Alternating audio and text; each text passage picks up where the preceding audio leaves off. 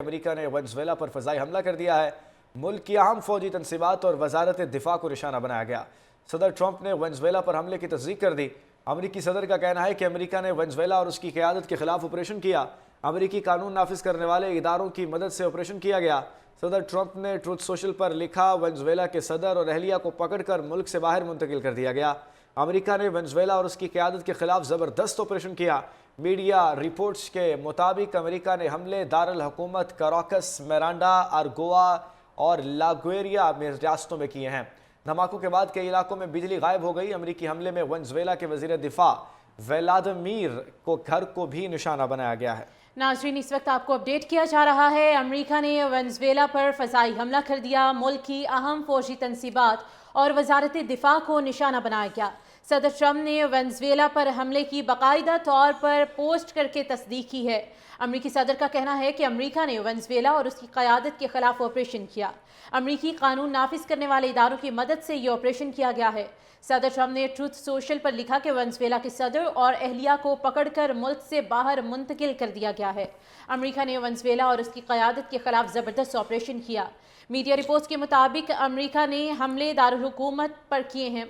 धमाके के बाद कई इलाकों में बिजली भी गायब हो गई। हमजा रिफत हुसैन साहब हमारे साथ मौजूद हैं, माहिर आलमी अमूर। बहुत शुक्रिया सर आपके वक्त का। ये आगाह कीजिएगा कि इन हमलों के पीछे क्या आपको लग रहा है कि अमेरिका का क्या विजन है? देखिए, विजन सिंपल सी है। अगर आप ट्रंप डॉक्ट्रिन को उठा के देख लें, हम ये जो डेवलपमेंट्स हो रहे हैं कराकस के अंदर, उसको हम डाइवोर्स नहीं कर सकते। ये जो आप कह सकते हैं अटलांटिक ओशन के अंदर, कैरेबियन सी के अंदर जो अमेरिकन शिप्स जाके ड्रग बोट्स को अटैक कर रहे थे, बेसिकली ट्रंप की तरफ से यही एक वतीरा रहा है कि नार्को टेररिस्ट है निकोलस मडूरो, उनके जो लोग हैं वो इस किस्म के लोग हैं कि जहाँ पे वो अनार्की फैलाना चाह रहे हैं पूरे वेनेजुएला के अंदर, और वो ड्रग्स जो हैं वो एक्सपोर्ट कर रहे हैं अमेरिका को। और इसकी वजह से वो एक परसेप्शन ये बनाया गया है कि निकोलस मडूरो जो है वो एक रोग लीडर है, और रिजीम चेंज ऑपरेशन जो है वो अमेरिका का एक मॉरल इंपेरेटिव है और ये उनको करना पड़ेगा।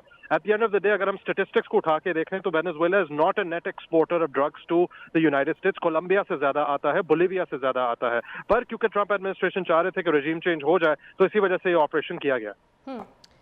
हमजा साहब, ये आगाह कीजिएगा कि जब भी ट्रंप हुकूमत किसी पर हमला करती है, जिस तरह ईरान पर भी किया गया, और मुख्तलिफ ममालिक के साथ जब भी लड़ाई होती है तो परसेप्शन बेस्ड होती है कि हमें कोई ख़तरा इनसे ना हो।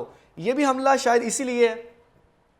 नहीं, मेरा नहीं ख्याल। मेरे ख्याल से एक परसेप्शन ये बनाया गया कि Venezuela is basically an exporter of drugs, और ड्रग्स और वो उसकी जो इन्फिल्ट्रेशन हो रही है अमेरिकन सरजमीन के ऊपर, उसकी बुनियाद के ऊपर डोनाल्ड ट्रंप ने डिसाइड ये किया है कि वो रजीम को हटा दे। एक नार्को टेररिस्ट का जो टर्म है वो ट्रंप एडमिनिस्ट्रेशन ने हमेशा से निकोलस मडूरो के लिए इस्तेमाल किया है, और क्योंकि वो नार्को टेररिस्ट को हटाने की कोशिश की जा रही है, इसी वजह से ही ट्रम्पटिंग विक्ट्री।